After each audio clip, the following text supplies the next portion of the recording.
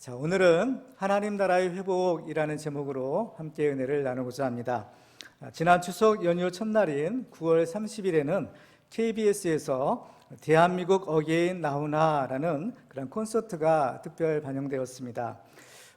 15년 만에 방송에 출연한 나훈아는 뛰어난 가창력으로 사람들에게 큰 감동을 주었을 뿐만 아니라 그가 공연 중에 한 말 때문에 또 화제를 모으기도 했습니다.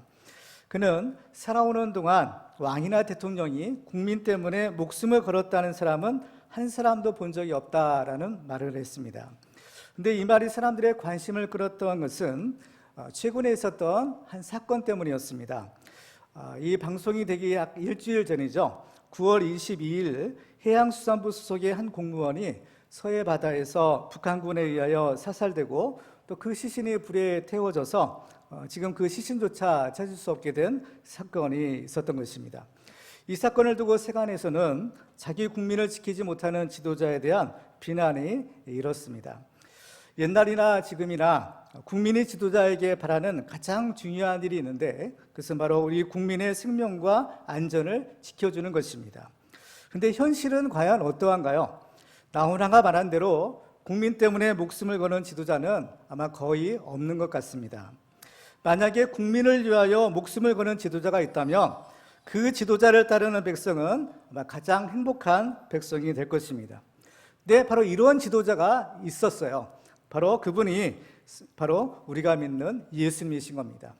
예수님께서 마태복음 10장에서 이런 말씀하셨어요. 인자가 온 것은 섬김을 받으려 함이 아니라 도리어 섬기려 하고 자기 목숨을 많은 사람의 대속물로 주려 함이니라.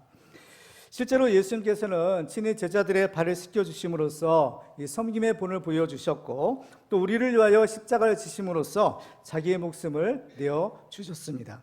그러므로 이 예수님을 믿는 사람만이 가장 안전하고 또 가장 행복한 삶을 살 수가 있는 것입니다. 우리가 신앙생활을 하는 궁극적인 목적은 하나님 나라 천국에 들어가는 것입니다. 그러면 왜 모든 사람들이 이렇게 하나님 나라에 들어가고 싶어 할까요? 그 이유는 하나님의 나라는 바로 하나님께서 다스리시는 나라이기 때문입니다. 그래서 우리가 이 하나님 나라의 백성이 되어서 하나님의 다스리심을 받을 때 우리는 가장 안전하고 행복한 삶을 살 수가 있는 것입니다. 그런데 예수님은 이 하나님의 나라는 우리가 죽어서만 가는 것이 아니라 예수를 믿는 우리 안에 있다라고 말씀하셨습니다. 따라서 예수님을 믿는 우리 그리스도인의 삶은 이 땅에 그 하나님의 나라가 이루어지도록 하는 것입니다. 그래서 예수님께서 우리에게 가르쳐주신 주기도문을 보면 아버지의 나라가 오게 하시며 아버지의 뜻이 하늘에서와 같이 땅에서도 이루어지게 하소서라고 기도하라라고 하신 것입니다. 오늘 본문을 통해서 우리는 지도자가 얼마나 중요한지를 알게 됩니다. 왜냐하면 그 지도자에 따라서 그가 속한 공동체의 성격이 달라질 수 있기 때문입니다. 따라서 우리에게 하나님의 나라가 회복되기 위해서는 우리가 누구를 섬기고 또 누구의 통치를 받아야 되는지가 매우 중요한 것입니다. 이스라엘의 초대 임금이 세워지는 오늘 본문의 장면은 바로 우리들에게 이 하나님 나라를 회복할 수 있는 비결을 가르쳐주고 있습니다. 오늘 말씀을 통해서 우리는 우리의 삶 가운데 하나님 나라가 실현되는 그런 축복의 주인공들 되시기를 주님의 이름으로 축원합니다. 오늘 본문을 통해서 우리는 하나님 나라가 회복되기 위한 두 가지 비결들을 우리가 살펴보도록 하겠습니다. 먼저 우리에게 하나님 나라가 회복되기 위해서는 하나님께서 주시는 축복을 믿음으로 받아야 합니다. 하나님께서는 우리를 사랑하셔서 우리에게 최고의 축복을 주기를 원하시는 분이십니다. 이스라엘의 세상 나라와 같은 왕을 구했을 때 사무엘은 그 문제를 가지고 고민하고 또 하나님께 기도했습니다. 그때 하나님께서는 사무엘에게 이러한 응답을 주셨죠. 사무엘상 8장 7절과 8절을 보시면 이렇게 기록합니다. 여호와께서 사무엘에게 이르시되 백성이 내게 한 말을 다 들으라. 이는 그들이 너를 버림이 아니요 나를 버려 자기들의 왕이 되지 못하게 함이니라. 내가 그들을 애굽에서 인도하여 낼 날부터 오늘까지 그들이 모든 행사로 나를 버리고 다른 신들을 섬김같이 내게도 그리하는도다. 이스라엘이 하나님의 통치를 거부하고 세상 임금을 섬기겠다라고 한 것은 하나님의 백성으로 살기를 거부하고 세상 사람들처럼 살겠다라는 것을 의미하는 것입니다. 이것은 마치 하나님을 배신하고 우상을 섬기는 것과 같다라는 것입니다. 그러나 이스라엘은 그렇게 살면 안 되는 사람입니다. 왜냐하면 하나님께서 그들을 세상에서 구원하셔서 거룩한 하나님의 백성으로 삼아주셨기 때문입니다. 레위기서 11장 45절 말씀을 보시면 나는 너희의 하나님이 되려고 너희를 애굽 땅에서 인도하여 낸 여호와라. 내가 거룩하니 너희도 거룩할지어다 라고 말씀합니다. 구원받은 하나님의 백성에 대해서 신약성경 베드로전서 2장에 보면요, 또 이렇게 기록하고 있어요. 그러나 너희는 택하신 족속이요 왕같은 제사장들이요 거룩한 나라요 그의 소유가 된 백성이니 이는 너희를 어두운 데서 불러내어 그의 기이한 빛에 들어가게 하신 이의 아름다운 덕을 선포하게 하려 하심이라. 하나님의 택하신 족속이요 왕같은 제사장으로서 거룩하게 살아야 될 이스라엘이 그 모든 존귀한 사명과 직분을 버리고 다시 세상 사람들처럼 살겠다라고 하는 것은 하나님의 백성이 되기를 포기하는 것이고 하나님 나라의 축복을 거절하는 지극히 어리석은 일이 아닐 수가 없습니다. 그래서 하나님께서는 사무엘을 통해서 그들이 원하는 왕의 제도를 알려주심으로써 이것이 결코 그들에게 유익한 것이 아니다라는 것을 경고하십니다. 혹시나 그들이 몰라서 이러한 터무니없는 요구를 하는 것은 아닌지 하나님께서 그들에게 알려주시기를 원했던 것입니다. 그런데 이스라엘은 하나님의 말씀을 들었지만 그 말씀에 순종하지 않았습니다. 그들은 자기들의 고집을 꺾지 않고 자기들은 원하는 그 왕을 달라라고 요구합니다. 그러나 하나님께서는 결국 그들이 요구하는 왕을 왕을 세워주시는데 바로 그 왕이 바로 이스라엘의 초대 임금인 사울 왕이었던 것입니다. 오늘 본문을 보면 사울은 이스라엘 백성들이 자기들의 왕으로 세워달라라고 요구한 그 모든 조건에 꼭 맞는 사람이었다라는 사실을 알게 됩니다. 먼저 사울은 좋은 집안의 배경을 가진 사람이었습니다. 오늘 보면 1절 말씀을 보시겠습니다. 베냐민 지파에 기스라 이름하는 유력한 사람이 있으니 그는 아비엘의 아들이요 스롤의 손자요 백고라스의 증손이요 아비아의 현손이며 베냐민 사람이더라. 사울의 아버지인 기스는 베냐민 지파 출신의 유력한 사람이었습니다. 성경에서 유력한 사람이라는 것은 재산이 많거나 아니면 강한 힘이 가진 사람을 의미하는 표현입니다. 오늘 본문에서 기스에 대하여 소개할 때 두 번이나 베냐민 지파 사람 또 그리고 베냐민 사람이라고 함으로써 그가 베냐민 지파 출신인 것을 강조하고 있습니다. 이것은 그가 유력한 사람이라는 것을 뒷받침하는 것입니다. 이 베냐민이라는 말의 원어의 의미를 보면 바로 오른손의 아들이다라는 뜻을 가지고 있는 말입니다. 구약 성경에서의 오른손이라는 것은 힘과 능력, 또 의로움, 그리고 하나님의 도우심을 상징하는 말입니다.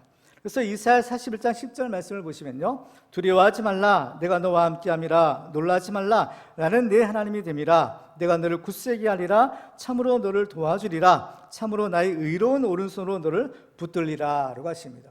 하나님께서 우리를 도와주실 때 하나님의 의로운 오른손으로 너를 붙들리라 라고 하시는 거죠. 따라서 이 베냐민 지파는 오른손 지파, 또 의로운 지파, 하나님이 특별히 도와주시는 지파라는 의미를 가지고 있습니다. 근데 사울이 바로 이 베냐민 지파 출신이다라는 것입니다. 그리고 이 사울의 아버지 이름이 기스인데 이 이름의 뜻은 활 또는 권능이라는 의미를 가지고 있습니다. 그러니까 사울은 좋은 집안의 배경을 가지고 태어났고 또 그의 아버지는 아주 힘이 있는 능력 있는 유력한 사람이었던 것입니다. 개천에서 용난다라는 말이 있지만 아무것도 없이 태어난 사람이 맨손으로 자수성가해서 성공하기란 여간 어려운 일이 아닙니다.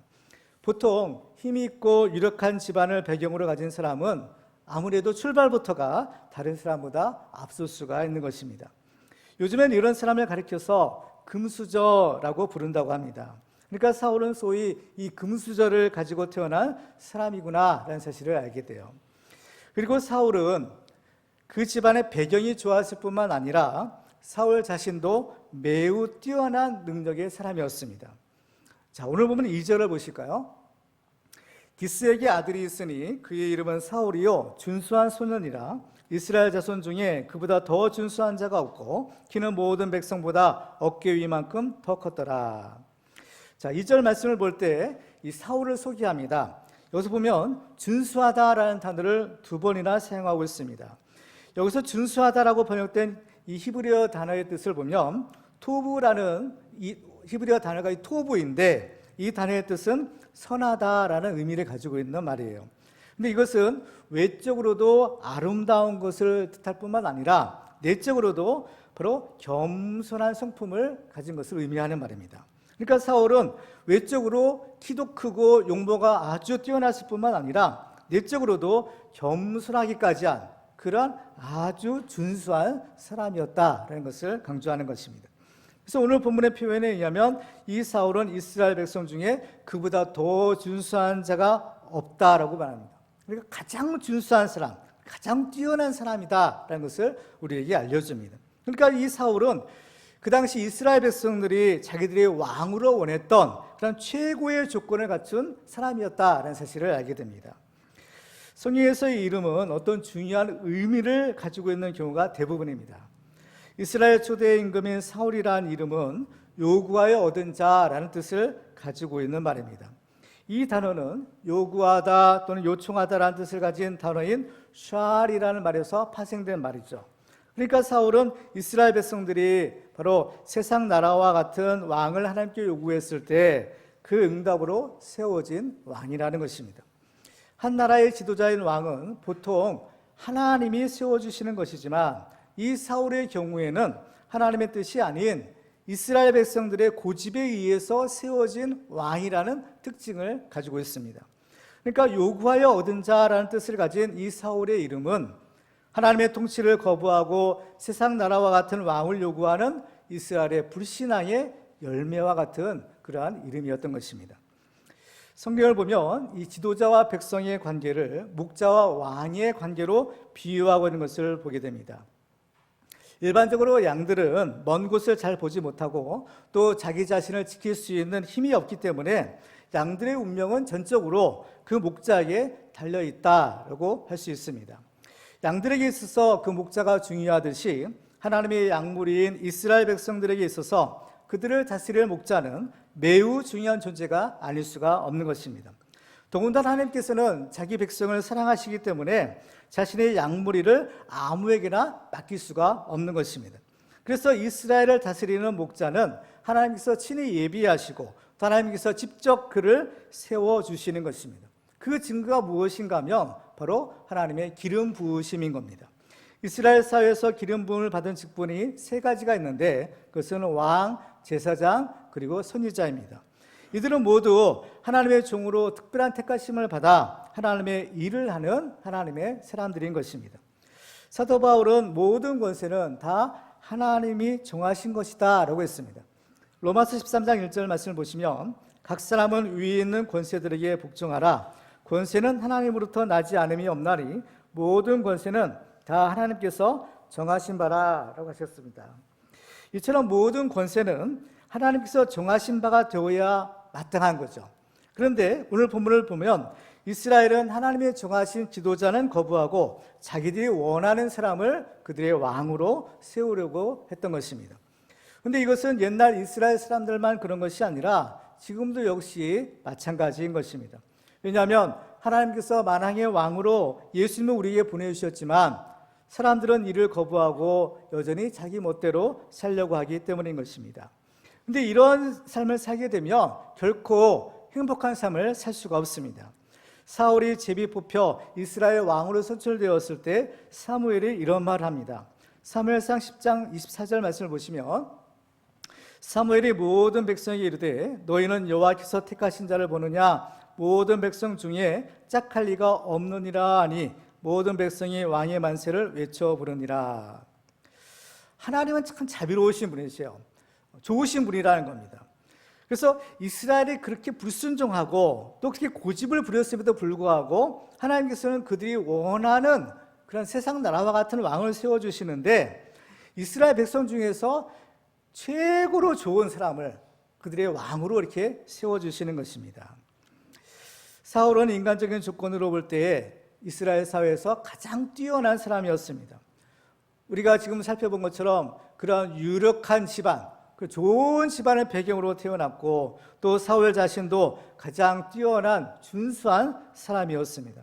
그러니까 그 당시에 사울보다 더 나은 사람이 없었던 거죠. 그야말로 사울은 인간의 최선의 사람이었던 것입니다. 따라서 사울이 왕이 된다면 이스라엘은 그들이 기대한 것처럼 가장 행복한 삶을 살아야만 합니다. 그렇지만 이스라엘 역사를 보면 결과는 그와 정반대였던 것입니다. 사울은 이스라엘 백성들이 원하는 대로 그들의 왕이 되었지만 그 사울이 권력을 잡자마자 교만해져서 그만 곧 타락하고 말았던 것입니다. 결국 이스라엘 백성들의 고집으로 사울이라는 왕이 세워졌지만 그 왕은 이스라엘 백성들에게 절대 유익하지도 않았고 오히려 고통만 주는 있어서는 안 될 그런 천덕꾸리와 같은 존재가 되고 말았던 것입니다. 우리는 사울을 통해서 사람이 원하는 것을 얻는 것보다 하나님께서 주시는 것을 믿음으로 받는 것이 진짜 축복이다라는 사실을 알게 됩니다. 인간의 최선은 언제나 하나님의 차선보다 못한 것입니다.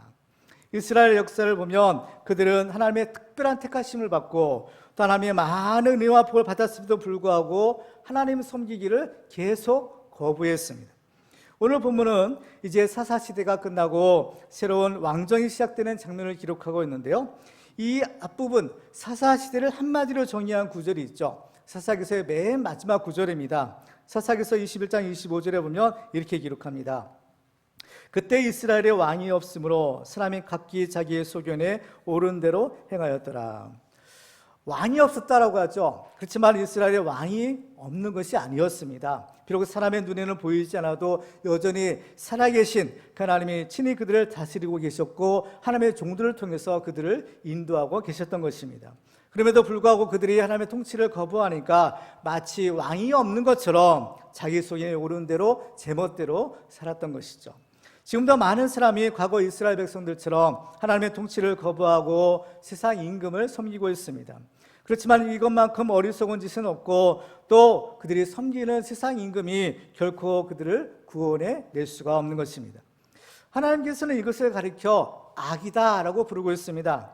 예레미야서 2장 13절에 보면 내 백성이 두 가지 악을 행하였나니 곧 그들이 생수의 근원되는 나를 버린 것과 스스로 웅덩이를 판 것인데 그것은 그 물을 가두지 못할 터진 웅덩이들이니라 라고 말씀합니다. 예레미야는 어떤 시대에 살았던 사람입니까? 바로 남유다 이스라엘의 마지막 시대를 살았던 사람입니다. 바로 이스라엘의 유다의 멸망을 보았던 사람인 거죠. 하나님의 통치를 거부하고 세상 나라와 같은 왕을 요구했던 이스라엘은 그 당시에 이 사무엘 시대만 그랬던 것이 아니라 그 후에도 있었고 또 앞으로도 여전히 이런 것들이 반복되고 있다는 사실을 발견하게 됩니다. 우리 사람은 자기가 원하는 것을 얻기만 하면 행복해질 것이라고 생각합니다. 그래서 학생들은 자기가 원하는 좋은 학교에 들어가면 행복한 삶을 살 수 있을 것이다 라고 생각하죠. 또 결혼을 앞둔 우리 청년들은 내가 이 사람하고 결혼하면 또 저 사람하고 결혼하면 행복해질 것이다 라고 기대합니다. 또 이제 직장을 구하는 사람들은 내가 저 직장에 들어가면 이제 좀 성공할 수 있겠다 이런 생각을 하게 되죠. 그렇지만 어떤가요? 그러한 모든 것들을 다 얻고도 만족을 얻는 사람은 많이 보지 못했습니다. 사람은 자기가 원하는 것을 얻어야 행복한 것이 아니라 바로 하나님이 주시는 것을 믿음으로 받아야만 행복한 삶을 살 수 있는 것입니다. 왜냐하면 하나님은 첫째 나를 가장 잘 아시는 분이고 또 하나님께서는 나를 사랑하셔서 나에게 가장 좋은 것을 주길 원하시는 분이시기 때문인 겁니다. 그렇기 때문에 하나님께서는 내게 무엇이 필요한지를 아시고 또 우리에게 가장 좋은 것을 주시는 분이신 거죠. 그때 우리는 그 하나님이 주시는 것을 믿음으로 받는 것이 중요한 것입니다. 특별히 하나님께서는 우리의 아버지다라고 하시죠. 하나님 아버지라고 우리가 부르는 것처럼 하나님 우리를 하나님의 자녀 삼아 주시는 겁니다. 그래서 자녀된 우리에게 모든 좋은 것을 다 주시고자 하시는 거예요. 마태복음 7장에 보면 예수님께서 이런 말씀하십니다. 너희 중에 누가 아들이 떡을 달라 하는데 돌을 주며 생선을 달라 하는데 뱀을 줄 사람이 있겠느냐? 너희가 악한 자라도 좋은 것으로 자식에게 줄 줄 알거든. 하물며 하늘에 계신 너희 아버지께서 구하는 자에게 좋은 것으로 주시지 않겠느냐라고 하십니다. 좋은 것으로 하나님께서 우리에게 주신다라는 거죠. 얼마나 우리에게 좋은 것을 주시느냐? 하나님께서는 우리를 사랑하시되 자기 독생자마저 아끼지 않고 주셨습니다. 로마서 8장 32절 말씀을 보시면 자기 아들을 아끼지 아니하시고 우리 모든 사람을 위하여 내주시니가 어찌 그 아들과 함께 모든 것을 우리에게 주시지 아니하겠느냐. 아멘. 아들을 마저 주셨는데, 가장 귀한 아들 마저 주셨는데 나머지 거야 말할 것도 없지 않겠느냐라는 거죠. 이게 하나님의 사랑이요, 이게 하나님께서 우리에게 주시고자 하는 축복인 것입니다. 그런데 하나님께서 그 사랑하는 자녀된 우리들에게 주시고자 하는 최고의 축복이 있어요. 그 최고의 축복이 바로 예수님이신 겁니다. 그 때문에 우리는 하나님께서 우리를 위하여 보내주신 그 예수님을 믿음으로 영접하고 그 예수님을 우리의 왕으로 모시고 살아야 되는 것입니다. 그럴 때 우리 안에 이 하나님의 통치가 실현되는 하나님의 나라가 회복될 수 있는 것입니다. 그러므로 우리는 내가 원하는 것을 달라고 고집하는 것이 아니라 하나님께서 우리에게 보내주신 예수 그리스도를 믿음으로 영접해서 바로 우리 안에 하나님 나라가 회복되고 또 거룩한 하나님 나라의 백성으로 살아가는 그런 축복의 주인공들 되시기를 주님의 이름으로 축원합니다. 두 번째로 우리에게 하나님 나라가 회복되기 위해서는 하나님께서 주신 사명에 죽도록 충성해야 합니다. 오늘 본문에는 사울의 아버지 기스가 암나귀들을 잃어버렸을 때의 일을 기록하고 있어요. 자, 3절 말씀을 보시겠습니다. 사울의 아버지 기스가 암나귀들을 잃고 그의 아들 사울에게 이르되 너는 일어나 한 사환을 데리고 가서 암나귀들을 찾으라 하매. 자, 여기서 보면은 나귀를 잃어버린 일이 있었습니다. 고대 근동사회에서 이 나귀라는 동물은 오늘처럼 흔한 짐승이 아니었다라는 것을 알 필요가 있어요. 나귀는 그 당시에 귀족들만 타고 다닐 수 있는 아주 값진 귀한 가축이었습니다. 그래서 성경을 보면 유명한 사사의 아들들이 이 나귀를 타고 다녔다라고 기록하고 있죠. 고대 근동지방에서는 왕 같은 지도자들이 전쟁이 났을 때는 물론 말을 타고 싸웁니다. 그렇지만 전쟁이 없는 평상시에는 말을 타는 것이 아니라 이 나귀를 타고 다녔다고요. 그래서 성경에 보면 만왕의 왕이신 예수님께서 이 예루살렘 성에 입성하실 때 그때 나귀 새끼를 타고 들어가셨던 것을 보게 됩니다. 그래서 스가랴서 9장 9절에 보면요, 장차 오실 그 메시아에 대해서 이런 예언해요. 시온에 따라 크게 기뻐할지어다, 예루살렘에 따라 즐거이 부를지어다. 보라, 내 왕이 내게 임하시나니 그는 공의로우시며 구원을 베푸시며 겸손하여서 나귀를 타시나니 나귀의 작은 것 곧 나귀 새끼니라. 만왕의 왕이신 예수님이 타고 가신 것이 뭐냐? 나귀 새끼라는 겁니다. 그러니까 이 나귀를 탄다라는 것은 굉장히 의미가 있는 것이죠. 그러니까 옛날에 왕이나 사사와 같은 그 지도자들이 이 나귀를 탔다라는 것입니다. 그 때문에 이 나귀는 어떤 부와 권세, 어떤 지도력, 이것들을 상징하는 거죠. 뿐만 아니라 이것은 하나님으로부터 받은 그러한 권위의 상징이 바로 이 나귀라는 동물이었던 것입니다. 그런데 이 베냐민 지파의 유력한 사람이었던 기스가 그 귀한 나귀들을 잃어버리는 사건이 벌어진 거예요. 나귀는 그 자체가 귀한 가축인데 이 암나귀들은 새끼를 낳을 수가 있기 때문에 더욱 귀한 존재가 아닐 수가 없는 것입니다. 그래서 기스는 자기 아들은 사울을 직접 보내어 그 잃어버린 암나귀들을 찾아오라라고 명령한 것입니다. 성경학자들은 이 암나귀들을 잃어버린 사울 집안의 상황이 그 당시에 리더십을 잃어버린 이스라엘의 상황을 암시한다라고 보고 있습니다. 하나님의 통치를 거부한 이스라엘은 마치 지도자를 잃어버린 것과 같은 상태인 것입니다.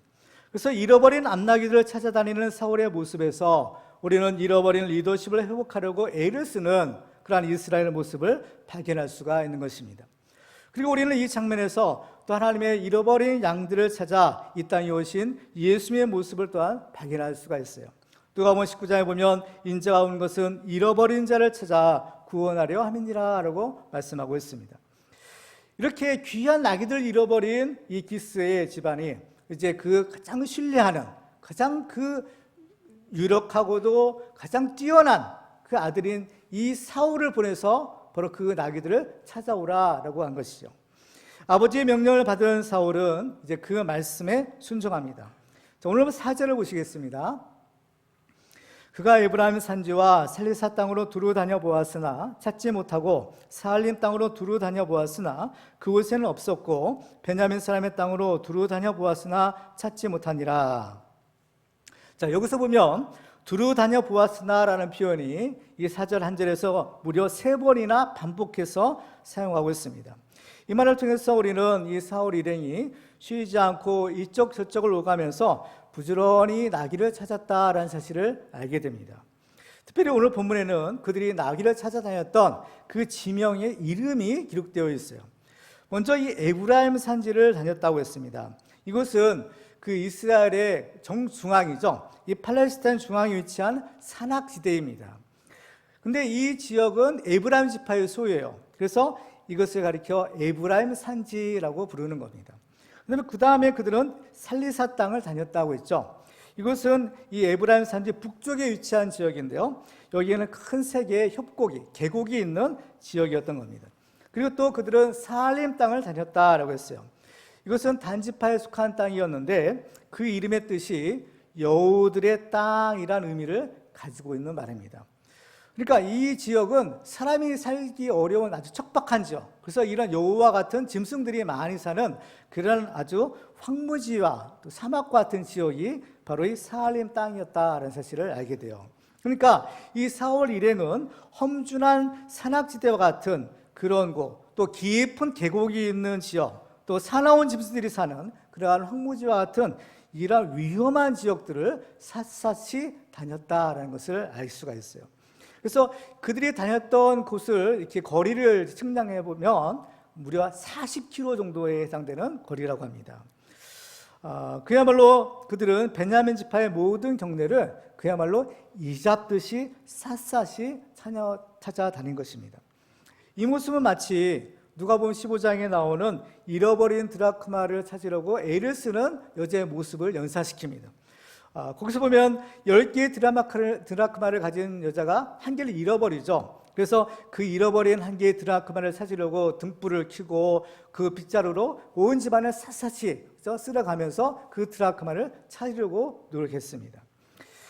평상시에 가지고 있을 때는 귀한 줄을 미처 몰랐다가 막상 잃어버리고 나면 그것이 더 아쉽고 더 소중하게 느껴지는 것들이 있습니다. 하나님께서 우리에게 주시는 일상의 축복이 또 그런 것이라고 볼 수가 있는데요.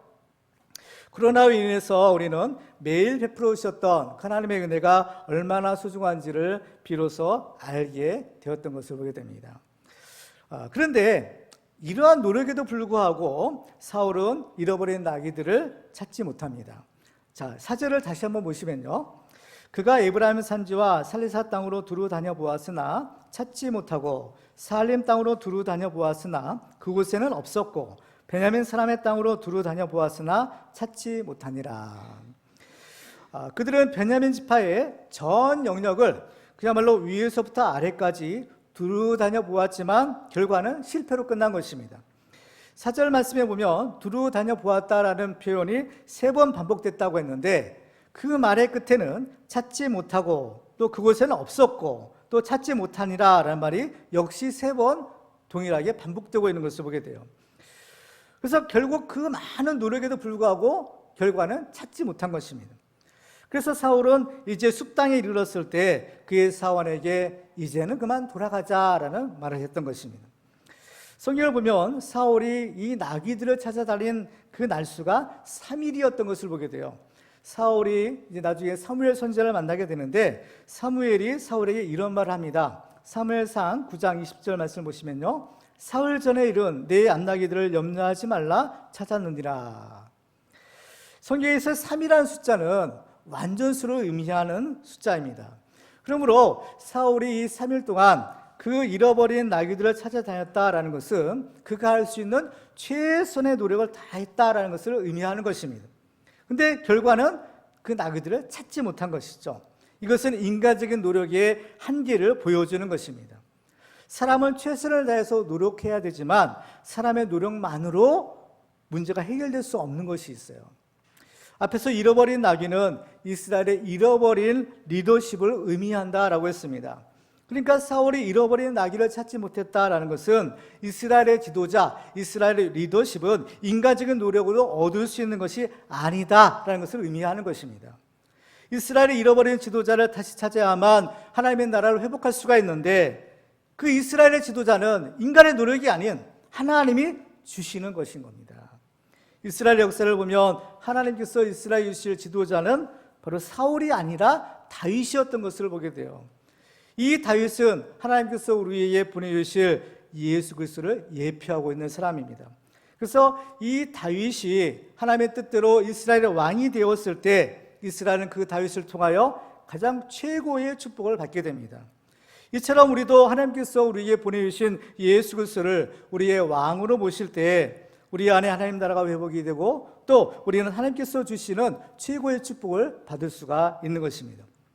근데 우리가 이러한 축복을 받기 위해서는 우리가 해야 될 일이 한 가지 있어요. 그것은 무엇인가 하면 바로 우리의 주어진 자리에서 우리가 맡은 일, 그 작은 일에 충성해야 된다라는 것입니다. 오늘 본문에서 사울은 잃어버린 나귀들을 찾아 다니다 어디까지 가게 되었느냐 하면 숲이라는 지역까지 가게 됩니다. 오늘 5절을 다시 한번 보시면요, 그들이 숲당에 이르는 때에 사울이 함께 가던 사원에게 이르되 돌아가자, 내 아버지께서 암나귀 생각은 고사하고 우리를 위하여 걱정하실까 두려워하노라 하니. 이 베냐민 지파의 경내는 이제 샅샅이 다 찾아보았어요. 안달인 곳이 없을 정도로 그야말로 이잡듯이 다 찾아보았고, 결국에는 이 베냐민 지파의 맨 끝에, 그죠? 그 남다른 숲 땅에까지 이르게 된 것입니다. 여기서의 숲이라는 것은 사람의 이름이에요. 사무엘상 1장 1절을 보시면요, 이렇게 기록하죠. 에브라임 산지 라마다임 소빔에 에브라임 사람 엘가나라 하는 사람이 있더니 그는 여로함의 아들이요 엘리우의 손자요 도우의 증손이요 숲의 현손이더라 라고 합니다. 그러니까 이 숲 땅은 사무엘에 속한 그 숲의 후손들이 거주하는 지역인 겁니다. 그래서 베냐민 지파의 영토와 가장 가까운 그 남서쪽에 위치한 그러한 땅입니다. 그래서 사울은 그 잃어버린 남나귀들을 찾아서 에브라임 산지 북쪽에서부터 이 베냐민 지파의 맨 남쪽에 이르기까지 바로 그 숲 땅에까지 내려갔을 때 거기에서 누구를 만나느냐? 바로 이 사무엘 선지자를 만나게 되는 것입니다. 사울에게 있어 이 사무엘 선지자와의 만남은 그의 인생이 변화되는 그야말로 축복의 만남이었던 것입니다. 사실 사울은 사무엘 선지자가 누구인지를 몰랐던 사람입니다. 그런데 그가 이 사무엘 선지자를 만나니까 그로부터 기름 부음을 받아 결국 이스라엘의 왕이 될 수가 있었던 것입니다.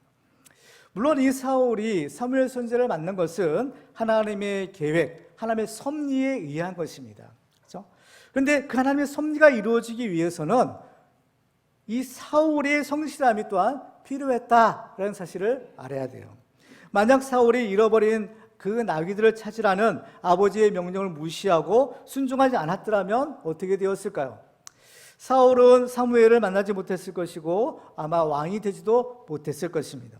그렇지만 사울이 그 아버지의 명령에 순종하고 그 일을 감당하기 위하여 최선을 다했을 때 하나님께서는 사무엘을 통해서 그의 기름 부어주시고 그를 이스라엘의 왕이 되게 해주신 것입니다. 우리 안에 이 하나님 나라가 회복되기 위해서는 하나님께서 우리에게 맡기신 그 작은 일에 충성해야 합니다.